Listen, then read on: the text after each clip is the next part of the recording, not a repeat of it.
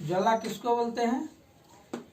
जब दहन की क्रिया होती है तो जिस क्षेत्र में ऊष्मा एवं प्रकाश उत्पन्न होता है उस क्षेत्र को ही ज्वाला कहा जाता है। यहाँ पे देख रहे हैं ये मोमबत्ती है। मोमबत्ती को जब हम लोग जलाते हैं,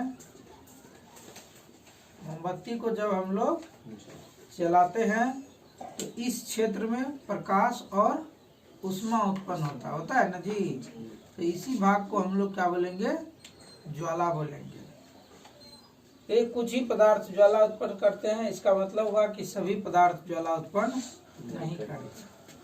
खासकर वे पदार्थ जो गर्म करने पर वाष्प में परिवर्तित होते हैं ज्वाला उत्पन्न करते हैं।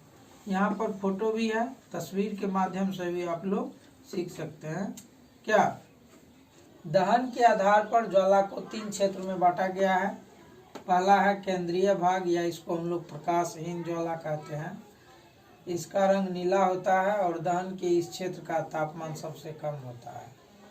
इस भाग में बिना जले मोम के वाष्प होते हैं जिसके दहन की क्रिया नहीं होती। यहाँ पर जो है बिना दहन का वाष्प होता है खाली, ठीक है, और यहाँ पर दहन की क्रिया नहीं होती है क्योंकि वाष्प ऑक्सीजन के संपर्क में नहीं रहता है। इसके आगे भी कोई भाग होता है ना, तो ये सब भाग जो ऑक्सीजन के संपर्क में रहता है और ये बीच वाला भाग ऑक्सीजन के संपर्क में नहीं रहता है, इसलिए इसको हम लोग दहन का मतलब अदहन का क्षेत्र भी कहते हैं। क्या बोलते हैं? अदहन का क्षेत्र। अदहन मतलब यहाँ दहन की क्रिया नहीं होती है ना, मतलब वो नहीं होती मतलब साफे नहीं होती है, बहुत कम मात्रा में होती है ना, बहुत कम मात्रा में होती है। और इसका रंग जो है कैसा रहता है? नीला रंग होता है, ठीक है। तो इसको पहले नोट कीजिए। उसके यहाँ पर हमने ये जो सबसे अंदर वाला भाग है इसके बारे में हम लोगों ने कल जाना था, ठीक ना। इसको हमने कहा था केंद्रीय मंडल, केंद्रीय मंडल, ठीक है। आज जो हम लोग बात कर रहे हैं ये बीच वाला जो है जिसको हम लोग प्रकाश या मध्य प्रकाश मंडल, प्रकाशमान मंडल या मध्य क्षेत्र कहते हैं, नहीं, इसकी जानकारी। और सबसे बाहरी भाग जो है इसकी जानकारी। ये प्रकाशहीन मंडल है, इसमें प्रकाश नहीं है, सिर्फ ऊष्मा है, इसलिए इसका नाम है प्रकाशहीन मंडल। चलिए देखते हैं प्रकाशमान मंडल के बारे में। इसमें ईंधन का जो है पूर्ण दहन नहीं होता है। क्यों? क्योंकि ये बीच में है, बाहरी भाग है, ऑक्सीजन यही रहता है, यहाँ तक पहुँच नहीं पाता। पहुँच पाता है? नहीं पहुँच पाता। तो ऑक्सीजन का पर्याप्त आपूर्ति यहाँ नहीं होता है। इस क्षेत्र में ज्वाला का रंग पीला होता है, पूर्ण दहन नहीं होता है, इसलिए इसका रंग कैसा होता है? पीला होता है।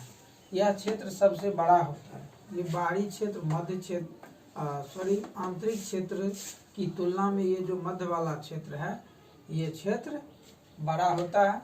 इसमें कार्बन का कण भी पाया जाता है। कभी कभी ऑब्जेक्टिव पूछता है कि किस ज्वाला के किस क्षेत्र में कार्बन के कण पाए जाते हैं, तो याद रखिएगा प्रकाशमान मंडल या प्रदीप्त मंडल या मध्य क्षेत्र जो भी आए इसमें से वो आंसर चुनिएगा। यह ज्वाला का मध्य भाग होता है। क्या? चलिए आइए इसको फिर से एक बार दोहरा लेते हैं।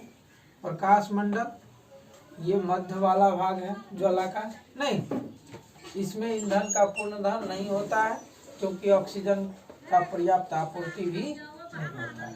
इस क्षेत्र में ज्वाला का रंग पीला होता है, ठीक है।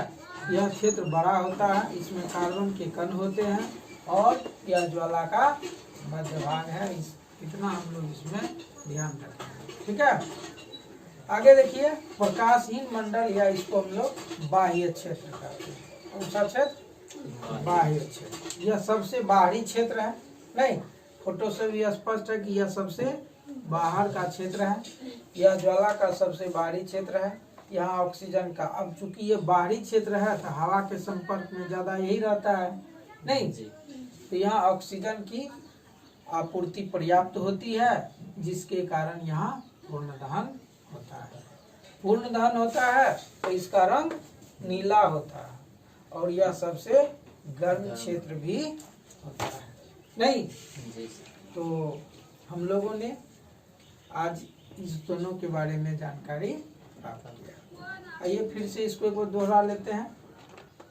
प्रकाशहीन मंडल या बाह्य क्षेत्र को, तो यह ज्वाला का सबसे बाहरी क्षेत्र है, नहीं? याद रहेगा ना? यहाँ ऑक्सीजन का पर्याप्त आपूर्ति होता है। क्यों? जो बातें लिखी उसको समझिए भी। आपूर्ति क्यों होती? क्योंकि ये सबसे बाहर का क्षेत्र है, हवा के संपर्क में रहता है ना? तो हवा के संपर्क में रहता है तो यहाँ पूर्ण दहन होगा, और पूर्ण दहन होगा तो इसका रंग क्या हो जाएगा? नीला हो जाएगा, और यह सबसे गर्म क्षेत्र भी है। ठीक है, तो अब देखिए थोड़ा सा फिर से हम रिकॉल कर लेते हैं केंद्रीय मंडल के बारे में। तो यह सबसे भीतरी भाग है, नहीं? यहाँ भी ऑक्सीजन का पूर्ण दहन नहीं होता है, इसका रंग काला होता है। क्या रंग होता है?